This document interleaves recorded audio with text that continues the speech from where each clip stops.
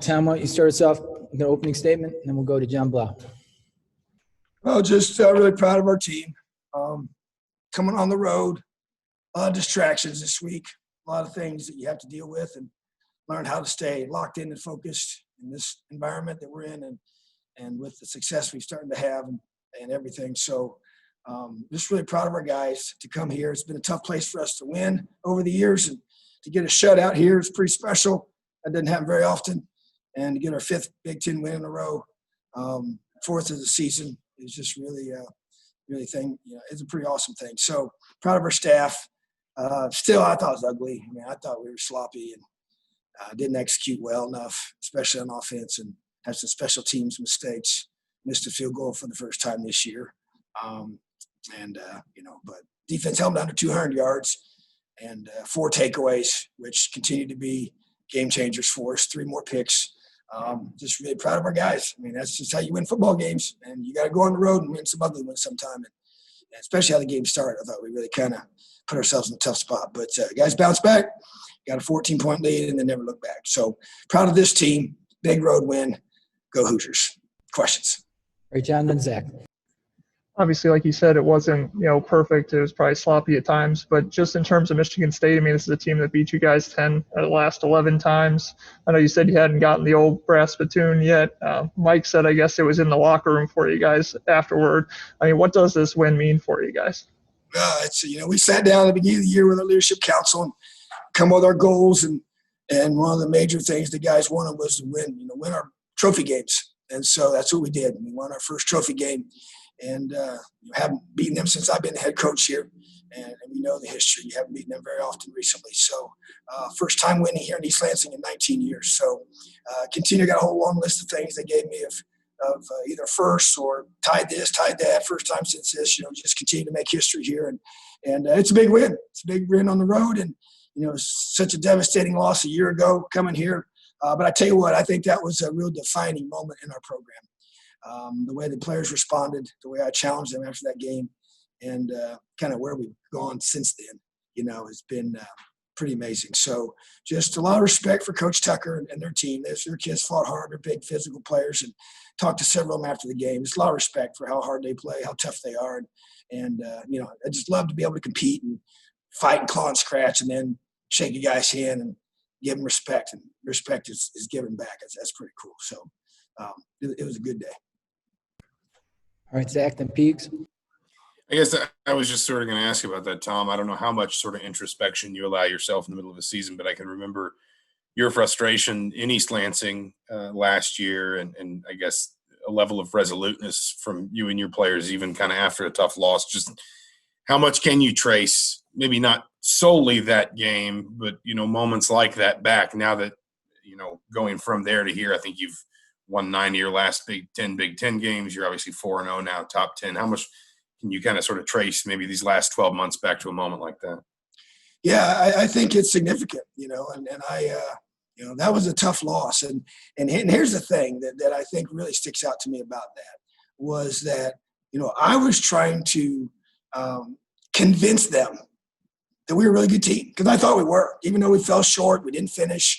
And I knew all that kind of stuff, and you get frustrated. We didn't win. We were close again, but that's what kind of prompted me to respond the way I did in the locker room after the game and in the press conference, because I knew that team in that locker room was a really good football team, but we hadn't proved it on the field, so it really didn't matter what I think. So, but the players responded. And it was really the beginning. I know that the Maryland game is one I've always pointed to say that was the game when we physically finished and won on the road and then started winning after that. But it was this loss in East Lansing, I thought a year ago, that really was the catalyst to really help this team realize, man, if we can just stay the course and just keep believing and keep fighting and keep just demonstrating, tremendous grit and relentless mindset, that we're going to figure this out and it's going to come together. And I talked to one of their players afterwards, and he's been here a long time, and he was that was kind of his response. Man, coach, he's just so impressed with what you guys have done here in the last several years. And it's just, he was very complimentary of how our kids play and where we've taken this program. So that's something that you just have to know that it's about, proving it on the field. And so a year ago this time, a lot was left out there. Now you feel a whole lot different about where we are and where we're headed. All right, Peaks and Kevin Brockway. Hey, Coach, there were some common themes to last Saturday's game here. One was Ty Freifogel making big plays in the first half. It seems like a lot of those plays are effort plays where he's beating the defensive back or breaking tackles. Just speak to what those plays have done for you these two weekends. Yeah, they're big plays in the game for sure, but they are. He's a big, strong guy. We've got a lot of good-sized receivers, that can be able to go up and use their mass and use their, catch radius to make plays. And he's a tough kid, loves football, loves to work, never says much. I mean, he doesn't talk hardly at all, but he just makes plays. And like you said, tough contested catches, tough runs, just grit, toughness, fight, that's our program. So to me, that's an awesome thing. And the team's full of guys like him. And it's just neat to see a kid come from South Mississippi, believe in us, come all the way up here and, be rewarded with great opportunities and now being a part of a football team that's doing special things that are historic. So that's the message to a bunch of other guys that are around this country that want to come and be a part of what we're building here in Indiana, whatever state you're from. We don't care. I just want guys that want to be here. And I want guys that believe in us and want to work, want to commit, be disciplined, and buy into the LEO culture, and he's one of them. All right, Kevin, then Greg Doyle. Yeah, Coach, you're down 2 starters on the offensive line going into the game. How much was that a concern? How do you think they held up? And I don't know if you could expound on the nature of Caleb Jones being out while he was out. Yeah, first of all, I mean, Caleb was not active today, so that's all I'm going to say about that. But bottom line is I thought Luke did a great job. And, it's a concern, Michael Koenig's still out. And so we just got to, next man up. And Luke came here to play and came here to compete and have opportunities. And now he's got one. So bottom line is that that's how we have to approach this every single time we take the field, whatever position it is the guys got to realize that guy in front of you goes down and can't play, then now's your time. So what are you going to do with that opportunity? All right, Greg Doyle, then Olivia. Hey, Tom, I'm asking you this question as a dad. I got 2 boys Thomas's age. How is he and how are you? And I'm sorry. Yeah, well, he's going to be all right. He's a tough kid. I love him so much, but it could be pretty serious.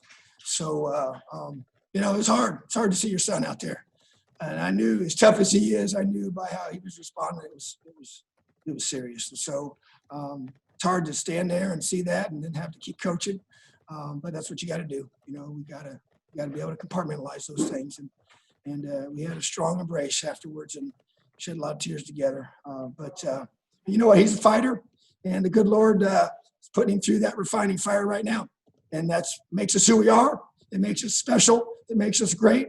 And it creates a grit to us that, will make him a better man moving forward. So just like always, he's going to fight through this, and he'll find a way to overcome it and come back and play again one day. So, but yeah, it's tough to do and tough to see that from your son.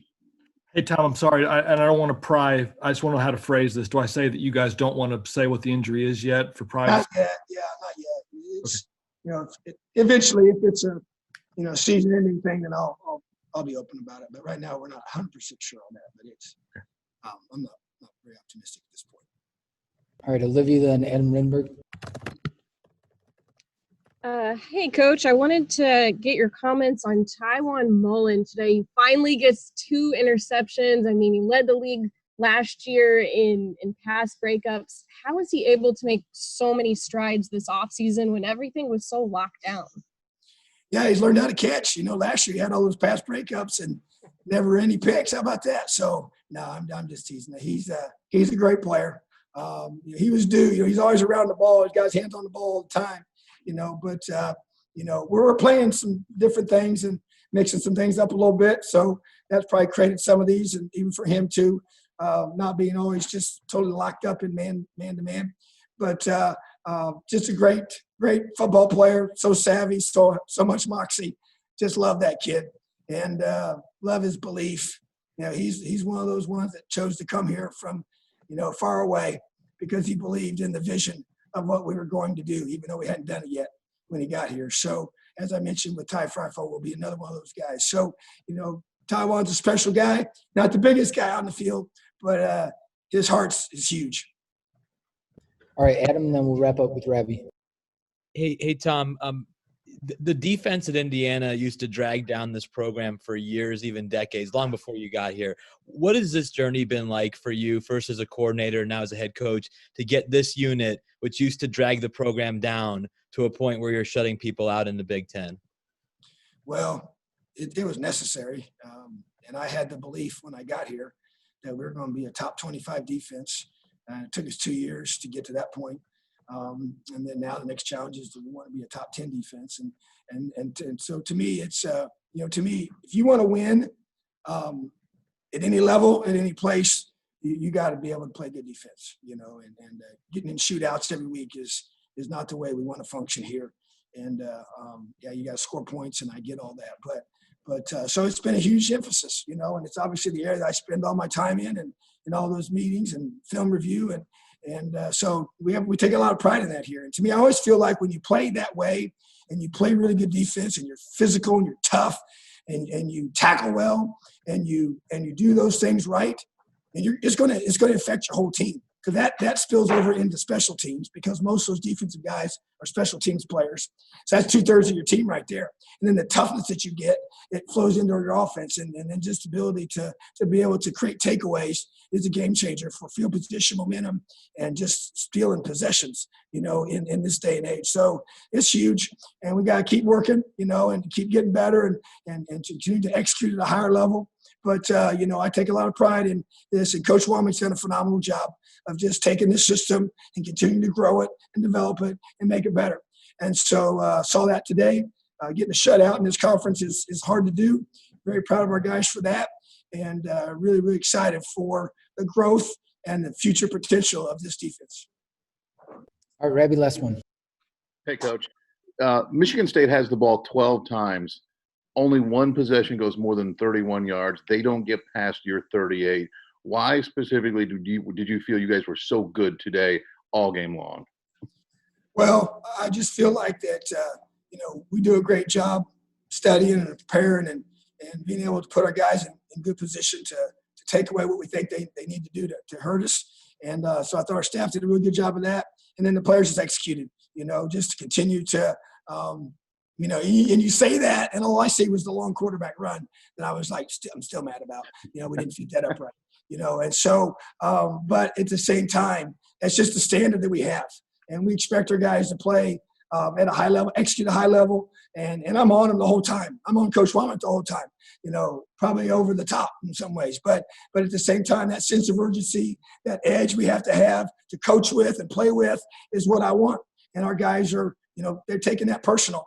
And, we talk so much about finishing games and finishing the half and finishing the third, fourth quarter and being able to get a great tone set in the third quarter when we came out and we're on defense right away. So, but I just think that it's, you have a combination of scheme, toughness, and then just playing your absolute tails off.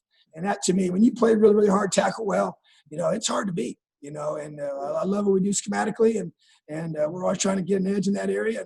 And we're not going to out-coach anybody. I mean, it's just, there's a lot of great coaches in this league. But what we do is we want to be very, very sound, have a great plan, and then the players execute that plan at a high level with relentless effort. That's the key. All right, thanks, Tom. Appreciate you guys. Have an awesome day. Elio. Matt, we'll start with you with Ty and then Paul.